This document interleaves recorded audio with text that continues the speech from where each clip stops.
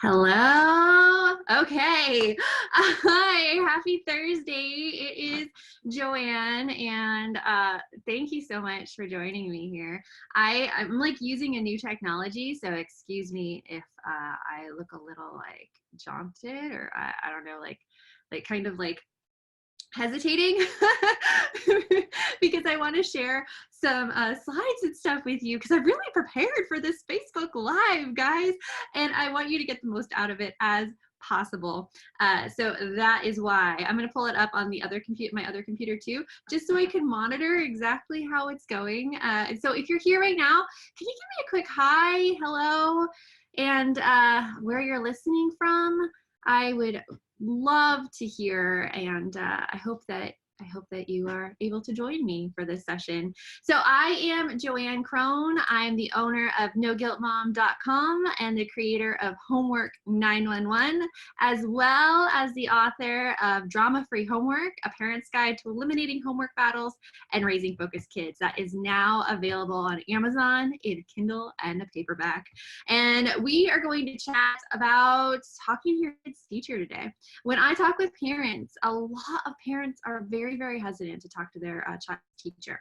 And I understand why, because a lot of teachers tell us that they want the kids advocating for themselves. So we don't really know what the line is between, okay, do we have them advocate for themselves or do we kind of step in to help them out?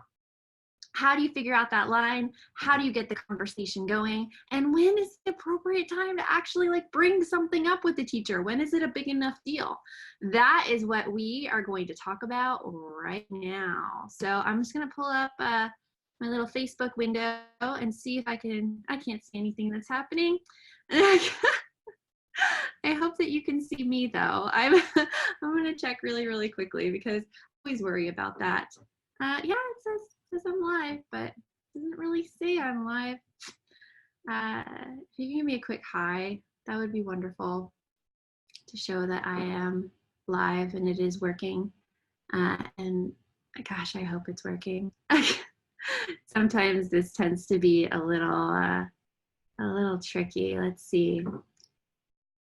I don't think I'm live. Am I live, guys? Maybe? Okay, hopefully I'm live and you're like watching and saying hello. That would be great. I'm gonna check my audio really quick. It is. And I've just spent like the last like minute being like, am I live? I don't know. Wonders of technology. Welcome to my world. Okay, let's get started. I'm gonna share my screen really quickly so you could see exactly what I'm talking about. And we're gonna get this going. Okay, so here is usually what we think of when we have to talk to a teacher. We picture this really like stern, humorless teacher, really like ready to judge us and our parenting and what we're doing at home with our kids. And look at this woman like right over here. She like won't even look the teacher in the eye. She's avoiding eye contact because I think that is what we think of teachers. Like from our own school experience, we think that they are this all-knowing people that will yell at us or will get in trouble for not paying attention or not reading something they sent home or not paying attention to our email. So I get that. That's why we might be scared about talking to the teacher. So I have a question. Were you ever scared of talking to your teacher in school? Were you ever scared of making a mistake or scared of being criticized for not paying attention? That was my big fear. I was always afraid to ask my teacher questions because I was afraid they'd come back to me and say, oh, you weren't paying attention when I said that. I mean, it's a valid fear. Or were you ever the achiever, scared of making a mistake? I was that achiever, and I see it right now in my daughter. She does not want to ask her teacher anything because she is afraid her teacher will come back and say, you were not paying attention during that lesson. And you know what? She wasn't paying attention. Neither was I.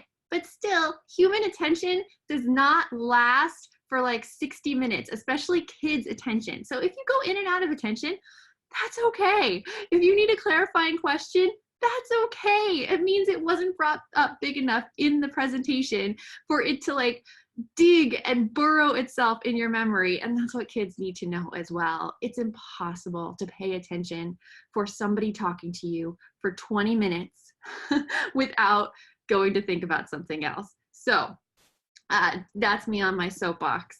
But here's how to talk to your kid's teacher. And you may be wondering right now if you even need to bring up a conversation with your child's teacher.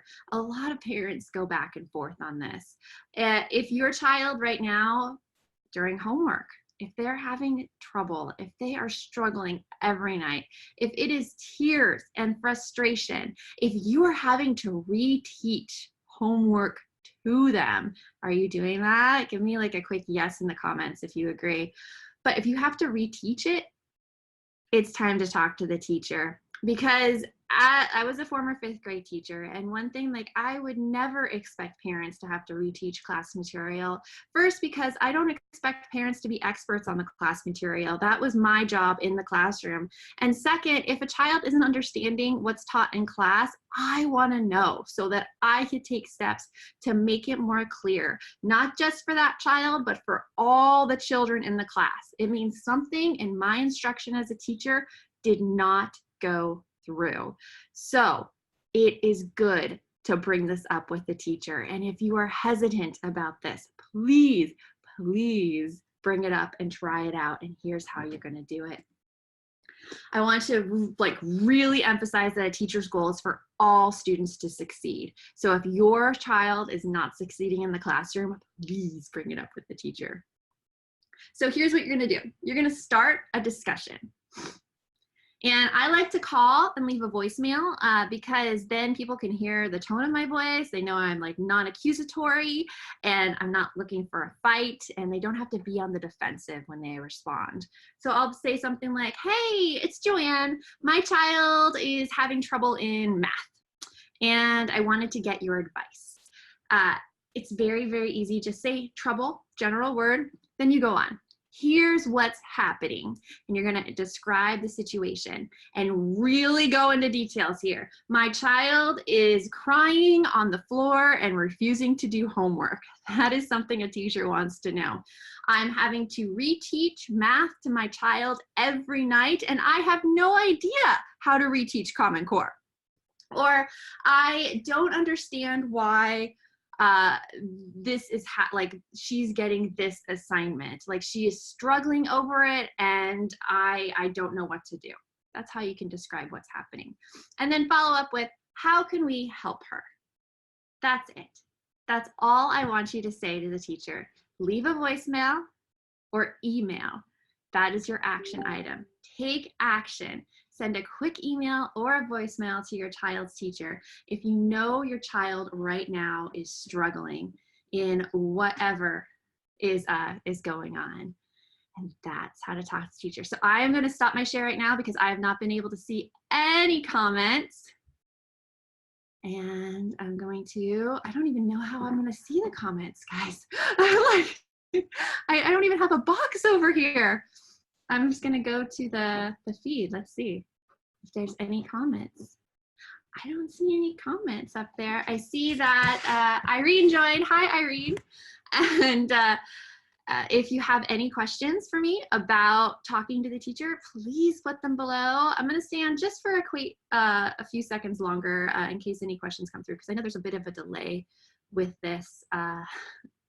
But in the meantime, if you're not part of the Parenting Vault on noguiltmom.com, please come over and join. You get access to all of this awesome material. In fact, I have a booklet on how to motivate your kids during homework, as well as a really quick printout you can make of like a schedule for your kids after school, and lots of tips on positive discipline and things to help you. So go to noguiltmom.com.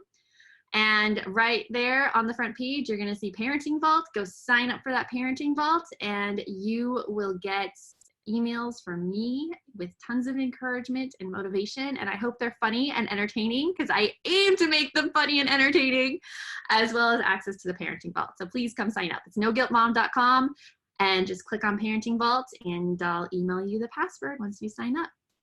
So Irene says, great info, Joanne. Do teachers hand out cheat sheets? Oh, that's a good question. Cheat sheets, are you thinking cheat sheets for math? or cheat sheets for like what assignments are coming up, because cheat sheets are, they don't hand out any cheat sheets. There's a lot of available online though. One of the main things that I look to for math is Khan Academy.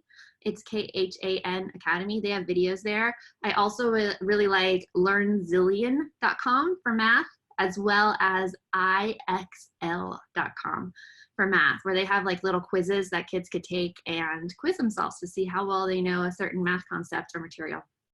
So those are great, great, great for math. I just, like, my daughter got a math question last night. She's doing 6th grade, and well, she's in 7th grade math, but I looked at it and it was a graphing problem, and I didn't know how to do it. And it's weird going up and being like, I don't know what they want in this question. And so usually in middle school, teachers do have conference hours, and that's what I told my daughter to do, to go to. She then refused, and that was her decision. But I keep trying her to visit conference hours and to talk to her teacher directly. A lot of kids have problems talking to their teachers directly. And I think as parents, the only thing that we can do is encourage, encourage, encourage, and then bring the issue up with the teacher as well. I actually alerted one of her teachers to this, and the teacher then went to check up on her in class. Since my daughter would not go and ask the teacher. It's not fighting their battles for them. It's just letting the teachers know that, hey, my child is hesitant to ask you a question, and she does have questions. That way they can know they need to go in and take action and solve the students' questions that way. Irene says, yes, mostly for math. I hope those websites that I gave you helped, Irene. They're like lifesavers when it comes to math. So I see that's all the questions. Thank you so much for joining me. I am so excited to have you here. And if you're not a part of the No Guilt Mom tribe, go on over noguiltmom.com and sign up for that parenting vault. And with that, I will talk to you later. Bye.